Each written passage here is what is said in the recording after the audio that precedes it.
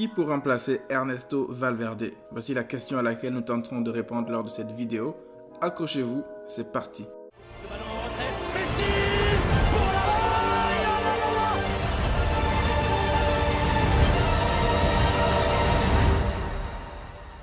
Avant de commencer, j'aimerais vous rappeler les amis que j'organise un jeu concours pour vous les abonnés. Pour participer, il faut uniquement être abonné à la chaîne. Il y aura un tirage au sort qui sera fait le 1er janvier pour déterminer le vainqueur de la somme des 50 €. Alors, on se concentre sur la question du jour pour savoir qui serait l'entraîneur le plus à même de remplacer Ernesto Valverde à la fin de la saison. Parce que moi, je pense honnêtement que ça va être la dernière saison d'Ernesto Valverde. Pour ça, j'ai choisi quelques entraîneurs que je vais vous présenter. Ce sont des noms qui sont fortement revenus dans la presse ces derniers temps, donc j'ai essayé de baser mon analyse là-dessus et essayer à la fin de la vidéo vous dire pour moi quel serait le meilleur entraîneur à l'instant T pour remplacer Ernesto Valverde. Tout d'abord, je vais écarter tout de suite Xavi Hernandez parce que pour moi, c'est clair, Xavi ne reviendra pas au Barça la saison prochaine tout simplement parce qu'il n'a pas envie de se lier à la direction actuelle, Bartomeu, de Rosell et de toute leur manigance et incompétence. J'avais parlé de cela dans la vidéo comment redresser le navire il y a maintenant bientôt un mois. Je vous mets le lien en haut si vous voulez en savoir plus. J'en avais parlé en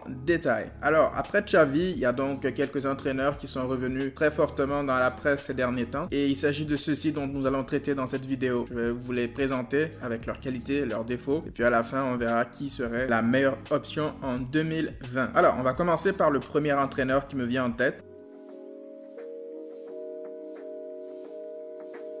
La grande majorité du monde du foot a découvert Erik ten Hag la saison dernière grâce à la saison exceptionnelle de l'Ajax Amsterdam, un jeu léché, du football total, du pressing, de la volonté, de l'ambition, du plaisir, de l'insouciance. Qu'on se le dise, l'Ajax d'Erik ten Hag la saison dernière était l'équipe la plus excitante à voir jouer, comme quoi il est possible de rouler encore sur de grandes équipes dans le jeu en n'ayant ni Xavi ni Iniesta. Alors oui, certes, il y avait des joueurs tels que De Jong, mais on s'entend que ça reste très loin de tout ce qui est Busquets, Xavi, Iniesta à l'époque Pep Guardiola. Donc ça force énormément le respect de voir qu'avec une telle génération, des jeunes joueurs qui en ont envie, il a réussi à produire un tel football. Au-delà de la belle saison de l'Ajax Amsterdam la saison dernière avec Erik ten Hag, j'aimerais vous parler d'une anecdote. Il s'agit d'un ancien joueur de Erik ten Hag quand il était jeune, il venait de commencer on va dire sa carrière d'entraîneur. Ce dernier raconte qu'au soir d'une victoire en deuxième division face à une équipe adverse, ils avaient gagné 3-0. Le lendemain, ils étaient tous contents dans les vestiaires en gros et Erik ten Hag l'avait convoqué dans son bureau. Le joueur raconte qu'il était sorti du bureau de ten Hag comme s'ils avaient perdu le match 5-0 la veille. Ça c'est un peu pour vous dire la mentalité que ten Hag a au-delà même du jeu, des valeurs du jeu. C'est un entraîneur qui en demande toujours plus à ses joueurs. Il ne se contente pas du minimum. Pour aller plus loin dans les anecdotes concernant ten Hag, au soir de la victoire contre le Real Madrid en Ligue des Champions au Santiago Bernabéu, au moment où tout le monde jubilait et voyait cela comme quelque chose d'incroyable, ten Hag, lui, dans le vol retour à Amsterdam, il regardait déjà des vidéos de leur prochain adversaire en championnat, une équipe qui était largement moins huppée que le Real Madrid. D'ailleurs, à cet effet, ten Hag déclarait que la satisfaction mène à la paresse.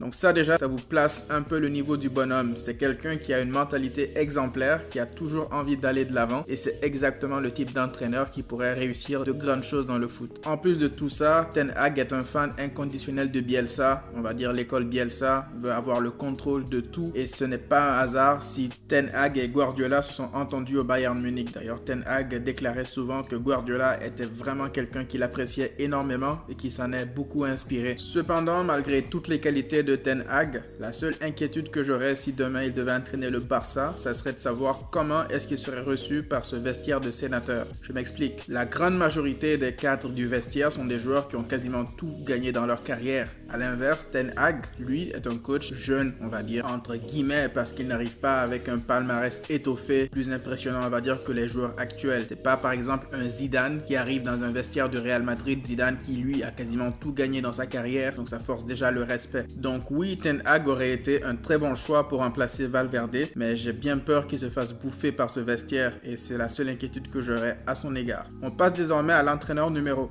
2. Le parcours de Marcelo Gallardo est quand même assez atypique. Il est arrivé sur le banc de River Plate en 2014. Il y avait beaucoup d'attentes placées en lui. Il avait promis du jeu, il avait promis plein de choses et ça s'est réalisé parce qu'il a enchaîné 10 victoires en finale sur 13 disputées. Donc ça veut quand même dire que c'est quelqu'un qui propose des choses intéressantes. Mais au-delà même de ces victoires, Marcelo Gallardo a conquis les fans de River Plate et de toute l'Argentine grâce à son jeu léché, le spectacle offert par son équipe. En fait, Gallardo dans son pays, en Argentine, est une vraie légende, tout simplement. C'est un passionné du foot qui met toujours en avant les valeurs du jeu, l'intensité, la détermination, le sacrifice sur un terrain. Donc c'est vraiment quelqu'un qui apporte une valeur ajoutée à ses équipes. Et si demain il devait signer au Barça, il pourrait vraiment apporter quelque chose de nouveau. Mais encore une fois, on revient toujours à ce problème de vestiaire parce que tout d'abord, Marcelo Gallardo est un coach qui n'a pas gagné grand-chose en Europe. En plus, je pense que si Marcelo Gallardo arrivait demain, il y a de fortes chances qu'on revive un peu le scénario avec Tata Martino. Pour rappel, Tata Martino était venu d'Argentine parce qu'il avait des liens, on va dire, un peu avec Messi. Gallardo est un coach que Messi apprécie aussi. Et il ne faut pas qu'on privilégie le fait de prendre des personnes par affinité. Il faudrait plus regarder qu'est-ce que le coach pourrait apporter en plus. Et si jamais Gallardo arrive en tant que coach du Barça sous la recommandation, par exemple, de Messi, je ne veux pas m'avancer, je ne dis pas que c'est Messi qui le recommande quoi que ce soit. Mais si jamais c'est quelque chose qui arrivait demain, on peut tout de suite penser que Gallardo pourrait se sentir un peu mal à l'aise, par exemple, de froisser Messi. C'est-à-dire que lui aussi n'aurait pas la possibilité de sortir Suarez si ce dernier est nul, par peur de contrarier Messi. Donc moi, c'est le gros frein que je vois à la signature de Gallardo. Je pense que c'est un bon entraîneur, mais je ne sais pas si c'est le moment adéquat pour le signer. On passe désormais au troisième entraîneur de cette liste. Alors, avant d'aller plus loin, je préfère préciser que Ronald Koeman est le grandissime favori pour remplacer Ernesto Valverde durant l'été prochain. Je m'explique. Très récemment, Koeman a confessé qu'il existe bel et bien une clause qui lui permettrait de rejoindre le Barça en juin 2020. Donc ça veut dire que du côté du Barça, il y a déjà quelques mouvements qui sont faits pour préparer l'arrivée de Koeman en 2020 après l'Euro. Si jamais ça arrive et que c'est officiel, je vous sortirai une vidéo pour en parler plus en détail des caractéristiques de Ronald Koeman. Mais dans les grandes lignes, Koeman, c'est déjà un coach qui a plein de qualités. Il ne suffit que de regarder les Pays-Bas jouer pour constater qu'il a fait un boulot énorme avec cette équipe parce que si on se souvient d'où les Pays-Bas viennent, avec une génération qui était complètement à la ramasse, ils sont revenus avec des jeunes reconstruits en grande partie, on va dire, par Koeman. Et aujourd'hui, ils sont crédibles aux yeux de l'Europe. Ils sont même vus comme des outsiders, mais parfois même des favoris pour remporter l'Euro. Quand on regarde les Pays-Bas jouer aujourd'hui, on prend du plaisir à voir cette équipe dans le jeu, dans les intentions, dans plein de choses. Ce n'est pas uniquement les résultats. Les Pays-Bas sont revenus à un niveau vraiment intéressant et je pense que Koeman est en grande partie un acteur majeur de tout ceci. Si Koeman devait prendre le Barça demain, il y a vraiment beaucoup d'avantages à cela parce que Koeman, c'est déjà un ancien joueur du Barça. Plus qu'un ancien joueur, c'est même une légende du club. Je vous rappelle que Koeman est le héros de la première Ligue des Champions glanée par le Barça en 1992. Il fait partie aussi de cette équipe, la Dream Team de Johan Cruyff. Donc c'est un adepte déjà de la philosophie de Cruyff. C'est quelque chose qui pourrait vraiment nous rapprocher de nos valeurs. Il n'y a qu'à voir comment l'équipe de la Hollande joue en ce moment pour s'apercevoir de ce qu'il pourrait nous apporter en plus. Donc Koeman arriverait avec une certaine légitimité par rapport au poids lourd du vestiaire parce qu'il fait partie de la légende du club et aussi le fait déjà d'entraîner un joueur tel que Frenkie de Jong en sélection fait en sorte que ça serait beaucoup plus facile pour lui de concocter un milieu de terrain Barça compatible parce qu'il connaît les valeurs de De Jong, il sait ce dont De Jong a besoin pour briller et je n'ai aucun doute sur le fait qu'il saura bien l'entourer. Après, tout n'est pas parfait, il y a aussi eu des critiques à l'encontre de Ronald Koeman. On dit que les Pays-Bas encaissent vraiment beaucoup trop de buts. Mais bon, j'ai envie de dire que le Barça non plus n'a jamais été une référence au niveau de la défense, donc